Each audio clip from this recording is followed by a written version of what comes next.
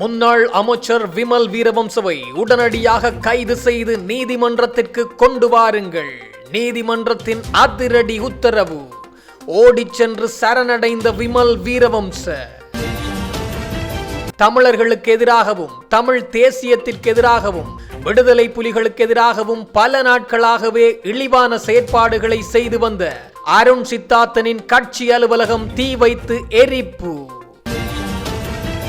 மிகுந்தலை தேரர் உட்பட அவரோடு திரிபவர்கள் ஒரு காட்டான் காட்டுவாசிகள். அவர்கள் கடுமையாக சாடிய அமைச்சர் எழுந்துள்ள கண்டனங்கள். அனுரவின் அதிரடி அறிவிப்பு. 23,344 பேரை ஆசிரியர் சேவையில் இணைத்துக் கொள்கின்றோம். வெளியான மகிழ்ச்சி தகவல். இந்த நாட்டை இந்த அரசாங்கம் அழிக்கப் போகின்றது, பாழ்குழியில் தள்ளுகின்றது. டொனால்ட் ட்ரம்பை சந்தித்து நான் இந்த விடயம் குறித்து விளக்கப் போகின்றேன். மிகுந்தலை தேரரின் அதிரடி அறிவிப்பு. தொடர்ந்தும் இந்த அரசாங்கம் நீடித்தால் பௌத்தர்களின் நிலை மிக மோசமடையும். பௌத்த பிக்குகள் நாட்டை விட்டு வெளியேறும் நிலை ஏற்படும். உடனடியாக களமிறங்கிய மிகுந்தலை விகாரையின் விகாராதிபதி. யாழ்ப்பாணம் போதனா மருத்துவமனைக்குள் புகுந்து கடமையில் இருந்த ஊழியரை கத்தியால் குத்திய குடிகாரன். விசாரணைகள் தீவிரம். முன்னாள் அமைச்சர் விமல் வீரவன்சவை கைது செய்து நீதிமன்றத்தில் முன்னிலைப்படுத்துமாறு கொழும்பு மேல் நீதிமன்றம் பிடியாணை பிறப்பித்துள்ளது. சட்டவிரோதமான முறையில் 75 மில்லியன் ரூபாவுக்கும் அதிகமான சொத்துக்களை சேர்த்ததாக கூறப்படும் குற்றச்சாட்டு தொடர்பில் இலஞ்ச ஊழல் ஒழிப்பு ஆணைக்குழுவினால் தாக்கல் செய்யப்பட்ட வழக்கில் முன்னிலையாகாத காரணத்தினால் இந்த பிடியாணை பிறப்பிக்கப்பட்டுள்ளது. அதன்படி கொழும்பு மேல் நீதிமன்ற நீதிபதி முகமது மிகால் இந்த உத்தரவை பிறப்பித்தார். இந்த நிலையில் கொழும்பு உயர் நீதிமன்றத்தால் பிடியாணை பிறப்பிக்கப்பட்ட முன்னாள் நாடாளுமன்ற உறுப்பினர் விமல் வீரவன்ச சற்று முன்னர் நீதிமன்றத்தில் முன்னிலையாகியுள்ளார். 75 மில்லியன் ரூபாய்க்கும் அதிகமான சொத்துக்களை சட்டவிரோதமாக சேர்த்ததாக லஞ்ச ஒழிப்பு ஆணைக்குழு தாக்கல் செய்த வழக்கில் முன்னிலையாக தவறியதற்காக விமல் வீரவன்சக்கு எதிராக பிடியாணை பிறப்பிக்கப்பட்டது. கொழும்பு உயர் நீதிமன்ற நீதிபதி முகமது மிகால் இந்த உத்தரவை பிறப்பித்தார். இருப்பினும் விமல் வீரவன்ச சிறிது நேரத்திற்கு முன்னர் நீதிமன்றத்தில் முன்னிலையாகியுள்ளார். அரசாங்கம் நாட்டை அளிக்கின்றது. இது குறித்து அமெரிக்க ஜனாதிபதி டொனால்ட் ட்ரம்பை சந்தித்து விளக்கமளிக்க நான் தயாராக உள்ளேன் என மிகிந்தலை ரஜமகா விகாரையின் விகாராதிபதி வலவா ஹங்குனவேவே தம்மரத்ன தேரர் தெரிவித்துள்ளார். பொதுக்கூட்டம் ஒன்றில் உரையாற்றும் போதே மிகிந்தலை ரஜமகா விகாரையின் விகாராதிபதி வலவா ஹங்குனவேவே தம்மரதன தேரர் இதனை தெரிவித்தார். அத்துடன் அரசாங்கத்தினால் முன்மொழியப்பட்டுள்ள கல்வி சீர்திருத்தங்கள் நாட்டுக்கு பாரிய பாதிப்பை ஏற்படுத்தக்கூடும் எனவும் அவர் தெரிவித்துள்ளார். 23,344 பேரை ஆசிரியர் சேவையில் இணைத்துக் கொள்ள நடவடிக்கை எடுக்கப்பட்டுள்ளதாக அரசாங்கம் அறிவித்துள்ளது. நிதி மற்றும் பொருளாதார அபிவிருத்தி அமைச்சரான ஜனாதிபதி அனுரகுமார திசாநாயக்க வழங்கிய அறிவுறுத்தல்களுக்கு அமைய இந்த நடவடிக்கை எடுக்கப்படவுள்ளது. குறித்த விடயத்தை அமைச்சரவை பேச்சாளர் அமைச்சர் நலிந்த ஜெயதிச தெரிவித்துள்ளார். அரசு சேவையில் நிலவும் வெற்றிடங்களை நிரப்புவதற்காக பிரதமர் ஹரிணி அமரசூரிய தலைமையிலான குழு பரிந்துரை வழங்கியுள்ளதாக அமைச்சர் குறிப்பிட்டுள்ளார். இதற்கமைய 23,344 ஆசிரியர்களும் இந்த ஆட்சேர்ப்பு நடவடிக்கைகளில் இணைத்துக் கொள்ளப்படவுள்ள அமைச்சரவை ஒப்புதல் அளித்துள்ளதாக அமைச்சர் நலிந்த ஜெயதிச குறிப்பிட்டுள்ளார். அத்துடன் அரசு சேவைக்கு 26,095 புதியவர்களை சேர்ப்பதற்கு அமைச்சரவை ஒப்புதல் அளித்துள்ளது. அத்துடன் பாடசாலை உபகரணங்களை பெற்றுக்கொள்வதற்காக பாடசாலை மாணவர்களுக்கு கொடுப்பனவு வழங்கும் திட்டத்தை 2026ஆம் ஆண்டிலிருந்து நடைமுறைப்படுத்துவதற்கு அமைச்சரவை அங்கீகாரம் வழங்கியுள்ளது. அமைச்சர் லால்கந்த எந்த ஒரு தனிநபரது பெயரையும் குறிப்பிட்டு பேசவில்லை. ஆனால் சில ஊடகங்கள் எதற்காக மகிந்தலை விகாரையின் விகாராதிபதியை இதற்குள் உள்வாங்கின என்பது தனக்கு அதிர்ச்சி அளிப்பதாக அமைச்சரவை பேச்சாளர் அமைச்சர் நலிந்த ஜெயதிச தெரிவித்தார். கொழும்பில் உள்ள அரசாங்க தகவல் திணைக்களத்தில் நேற்று செவ்வாய்க்கிழமை இடம்பெற்ற வாராந்த அமைச்சரவை தீர்மானங்களை அறிவிக்கும் ஊடகவியலாளர் மாநாட்டு இடம்பெற்றது. இதன்போது அமைச்சர் லால்கந்த நிகழ்வொன்றில் ஆற்றிய உரை தொடர்பில் ஊடகவியலாளர்களால் கேட்கப்பட்ட போதே அவர் அவர் இவ்வாறு பதிலளித்தார். இது தொடர்பில் அவர் மேலும் குறிப்பிடுகையில், அமைச்சர் லால்காந்தவோ அல்லது நானோ யாரையும் இலக்கு வைத்து எந்த ஒரு குற்றச்சாட்டையும் முன்வைக்கவில்லை. அமைச்சர் லால்காந்த மஹிந்தலை என விழித்து கூறினாரே தவிர அங்கு யாருடைய பெயரையும் குறிப்பிடவில்லை. அது அவரது தொகுதியாகும். அங்கு சுமார் 75,000 வாக்காளர்கள் உள்ளனர். அவர்களில் எந்த ஒரு தனிநபரையும் அவர் கூறவில்லை. சில ஊடகங்களே அவ்வாறு கூறுகின்றன. லால்காந்தவோ அரசாங்கதோ கூறாத ஒரு விடயத்தையே ஊடகங்கள் கூறிக்கொண்டிருக்கின்றன. ஒரு தேரரை இலக்கு வைத்து அமைச்சர் அவ்வாறு கூறினார் என்று ஊடகங்களால் எவ்வாறு கூற முடியும்? மஹிந்தலை விகாரையின் விகாராதிபதியை எதற்குள் ஊடகங்கள் உள்வாங்கின என்பது எமக்கும் அதிர்ச்சி அளிக்கின்றது. மிகிந்தலையில் உள்ள 75,000 வாக்காளர்கள் குறித்து அமைச்சர் லால்காந்த நன்கு அறிவார். அவர்களில் ஒருவரை மனதில் கொண்டு அவர் எவ்வாறு தெரிவித்திருக்கலாம்? அது யார் என்பதை அவரிடமே கேட்க வேண்டும். மாறாக அவர் மஹிந்தலை விகாரையின் விகாராதிபதியை தான் விழித்தார் என ஊடகங்கள் ஊகிப்பது பொருத்தமற்றது என்றார். யாழ்ப்பாணம் தாவடி பகுதியில் அமைந்துள்ள தாயக மக்கள் கட்சியின் அலுவலகம் மீது இனம் தெரியாத நபர்களினால் தீ வைக்கப்பட்டுள்ளது. நேற்று நள்ளிரவு 12:50 மணியளவில் கட்சியின் யாழ் மாவட்ட அமைப்பாளர் அருண் சித்தார்த்தின் வீடும் கட்சி அலுவலகமும் அமைந்துள்ள கட்டடத்தின் மீதே இந்த தாக்குதல் நடத்தப்பட்டுள்ளது. கட்டடத்தின் வாயில் பகுதியில் 2 பேர் பெட்ரோல் ஊற்றி தீ வைத்ததாக முதற்கட்ட தகவல்கள் தெரிவிக்கின்றன. இச்சம்பவம் காரணமாக கட்டடத்தின் ஒரு பகுதி சேதமடைந்துள்ளது. சம்பவம் தொடர்பான மேலதிக விசாரணைகளை யாழ்ப்பாண காவல்துறையினர் முன்னெடுத்து வருகின்றனர். எதிர்க்கட்சிகள் பிரதமர் ஹரிணி அமரசூரியவுக்கு எதிராக முன்வைத்துள்ள நம்பிக்கையில்லா பிரேரணை மீதான விவாதத்தை எதிர்வரும் 22 மற்றும் 23ஆம் திகதிகளில் முன்னெடுக்க தீர்மானிக்கப்பட்டுள்ளது.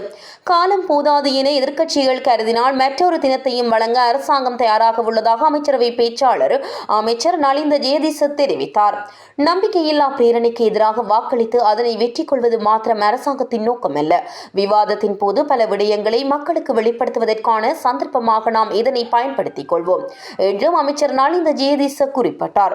கொழும்பில் உள்ள அரசாங்க தகவல் திணைக்களத்தில் செவ்வாய்க்கிழமை இடம்பெற்ற வாராந்த அமைச்சரவை தீர்மானங்களை அறிவிக்கும் ஊடகவியலாளர் மாநாட்டிலேயே அவர் இதனை தெரிவித்தார். அவர் மேலும் குறிப்பிடுகையில், கல்வி சீர்திருத்தங்கள் தொடர்பில் இடம்பெற்ற மற்றும் இடம்பெறவுள்ள மாற்றங்கள் தொடர்பில் முன்வைக்கப்பட்டுள்ள பெரும்பாலான பிரச்சினைகளை எதிர்க்கட்சியினரால் நம்பிக்கையில்லா பிரேரணை சமர்ப்பிக்கப்படும் போது தீர்த்துக் கொள்ள முடியும். எதிர்க்கட்சிகள் விரைவில் அதனை சமர்ப்பிக்கும் என்று எதிர்பார்க்கின்றோம். அதற்கமைய இம்மாதம் 22 மற்றும் 23ஆம் திகதிகளில் இந்த நம்பிக்கையில்லா பிரேரணைக்கான விவாதத்தை முன்னெடுப்பதற்கான நேரத்தை வழங்க தீர்மானிக்கப்பட்டுள்ளது. தற்போது 2 நாட்கள் விவாதத்துக்கு நாம் தயாராக உள்ளோம். 2 நாட்கள் விவாதத்துக்கு போதாது எனில் மேலும் நாட்களை வழங்கவும் அரசாங்கம் தயாராக உள்ளது. விவாதத்தின் போது உண்மையான யதார்த்தங்களை எம்மால் பாராளுமன்றத்தில் தெளிவுபடுத்த முடியும். எதிர்க்கட்சிகளின் கேள்விகளுக்கு பதிலளிப்பதற்கு நாம் தயாராக உள்ளோம். அரசாங்கம் குறித்த நம்பிக்கையில்லா பிரேரணைக்கு எதிராக வாக்களித்து அதனை வெற்றி கொள்வது மாத்திரம் அரசாங்கத்தின் நோக்கமல்ல. விவாதத்தின் போது பல விடயங்களை மக்களுக்கு வெளிப்படுத்துவதற்கான சந்தர்ப்பமாக நாம் இதனை பயன்படுத்திக் கொள்வோம். உண்மைகளை வெளிப்படுத்தி எதிர்க்கட்சிகள் குறுகிய அரசியல் நோக்கங்களுக்காக முன்னெடுக்கும் செயற்பாடுகளையும் வெளிச்சத்துக்கு கொண்டு வருவோம் என்றார். மிகிந்தலை ரஜமகா விகாராதிபதி உள்ளிட்ட மகா சங்கத்தினரை இழிவுபடுத்தும் நோக்கில் சமூக வலைத்தளங்கள் மற்றும் பல்வேறு ஊடகங்கள் வாயிலாக முன்னெடுக்கப்பட்டு வரும் திட்டமிட்ட சைபர் தாக்குதல்களுக்கு எதிர்ப்பு தெரிவித்து தேரர்கள் குழு ஒன்று குற்றப்புலனாய்வு திணைக்களத்தில் முறைப்பாடு ஒன்றை செவ்வாய்க்கிழமை பதிவு செய்துள்ளது. இந்த விவகாரம் தொடர்பாக கருத்து தெரிவித்த தேரர்கள், தற்போதைய அரசாங்கத்தின் அமைச்சர்கள் மற்றும் அவர்களது ஆதரவாளர்கள் இணைந்து பௌத்த மதகுருமார்களை குறிவைத்து இவ்வாறான அவதூறு பிரச்சாரங்களை முன்னெடுப்பதாக குற்றம் சாட்டினார். குறிப்பாக அண்மையில் அரசியல்வாதி ஒருவரால் மிகிந்தலை தேரரை பற்றி கூறப்பட்ட வனச்சாரி போன்ற தரக்குறைவான வார்த்தை பிரயோகங்கள் தனிப்பட்ட ஒரு மதகுருவை மட்டும் அல்லாமல் ஒட்டுமொத்த மகா சங்கத்தினரையும் அவமதிக்கும் செயலாகவே கருதப்படுவதாக அவர்கள் குறிப்பிட்டனர். நாட்டின் கலாச்சாரம் மற்றும் பௌத்த சாசனத்தை பாதுகாப்பதில் முன்னின்று உழைக்கும் தேரர்கள் மீது இவ்வாறான தாக்குதல்கள் தொடுக்கப்படுவது வன்மையாக கண்டிக்கத்தக்கது என்றும் இது தொடர்பாக உரிய சட்ட நடவடிக்கை எடுக்கப்பட வேண்டும் என்றும் அவர்கள் வலியுறுத்தினர். மேலும் அரசாங்கம் தனது அரசியல் தேவைகளுக்காக பல்வேறு யூடியூப் அலைவரிசைகளை பயன்படுத்தி மதகுருமார்களை பழிவாங்கும் செயலில் ஈடுபட்டு வருவதாக கவலை வெளியிட்ட அவர்கள், இக்கட்டான சூழல்களில் தேரர்கள் மௌனம் காக்கப் போவதில்லை என தெரிவித்தனர். நாட்டின் ஆட்சியாளர் என்பவர் மக்கள் மற்றும் மதத்தின் பாதுகாவலராக இருக்க வேண்டுமே தவிர இவ்வாறான அவமதிப்புகளை கண்டும் காணாமல் இருக்கக்கூடாது என்றும் சுட்டிக்காட்டப்பட்டது. இந்த பிரச்சினை குறித்து நாட்டின் மகாநாயக்க தேரர்களும் ஒன்றிணைந்து குரல் கொடுக்க வேண்டியது காலத்தின் கட்டாயம் எனவும் குற்றப்புலனாய்வு திணைக்களம் திணைக்களம் இந்த முறைப்பாட்டின் மீது பாரபட்சமற்ற விசாரணைகளை முன்னெடுத்து உண்மை குற்றவாளிகளை கண்டறிய வேண்டும் எனவும் அவர்கள் அக்கோரிக்கையில் குறிப்பிட்டுள்ளனர். ஜனாதிபதி அனுரகுமார திசாநாயக்க, பிரதமர் கலாநிதி ஹரணி அமரசூரிய மற்றும் ஆசிரியர் தொழிற்சங்க பிரதிநிதிகளுக்கு இடையிலான சந்திப்பு செவ்வாய்க்கிழமை பிற்பகல் ஜனாதிபதி அலுவலகத்தில் இடம்பெற்றது. அரசாங்கம் செயற்படுத்தியுள்ள புதிய கல்வி மறுசீரமைப்பு மற்றும் அதன் அவசியத்தை ஏற்றுக்கொள்வதாகவும் 6ஆம் வகுப்பு பாடத்திட்டம் புதிய திருத்தத்திற்கு உட்படுத்த வேண்டும் என்றும் இங்கு சுட்டிக்காட்டிய ஆசிரியர் தொழிற்சங்க பிரதிநிதிகள் புதிய கல்வி மறுசீரமைப்பு நடவடிக்கைகளில் அரசாங்கத்துடன் இணைந்து செயற்பட தயாராக இருப்பதாகவும் தெரிவித்தனர். தேசிய கல்வி ஆணைக்குழு, தேசிய கல்வி நிர்வாகம், கல்வியலாளர்கள், சட்டத்தரணிகள், பல்கலைக்கழக பேராசிரியர்கள் மற்றும் கல்வித்துறை தொழிற்சங்க பிரதிநிதிகளை கொண்ட முறையான பொறிமுறையின் மேற்பார்வையின் கீழ் அந்த செயற்பாடுகளை மேற்கொள்ளவும் அவர்கள் இங்கு முன்மொழிந்தனர்.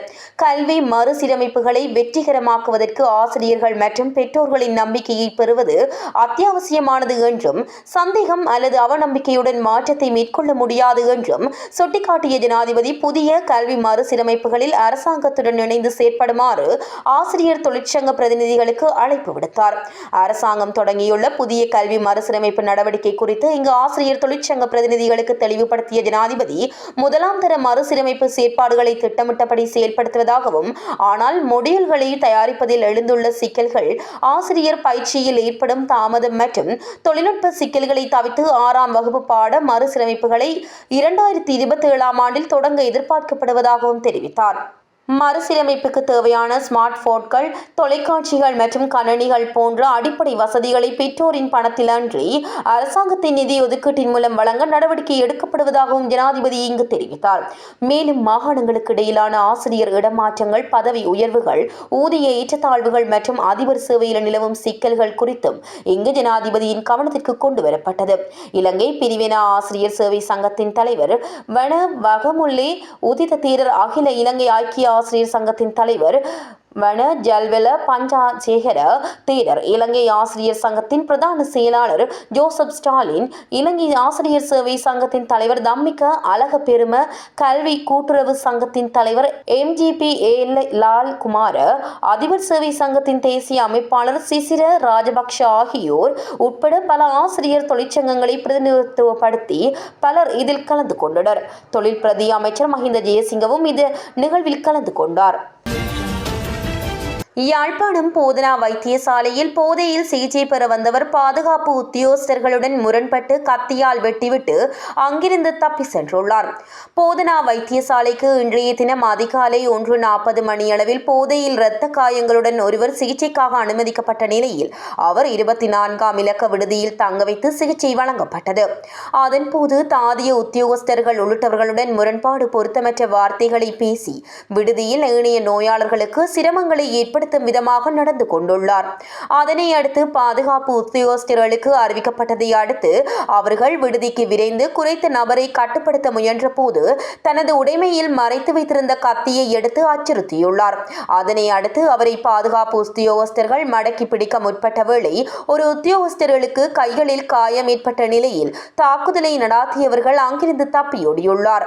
சம்பவம் தொடர்பில் யாழ்ப்பாண காவல் நிலையத்தில் முறைப்பாடு செய்யப்பட்டுள்ளது.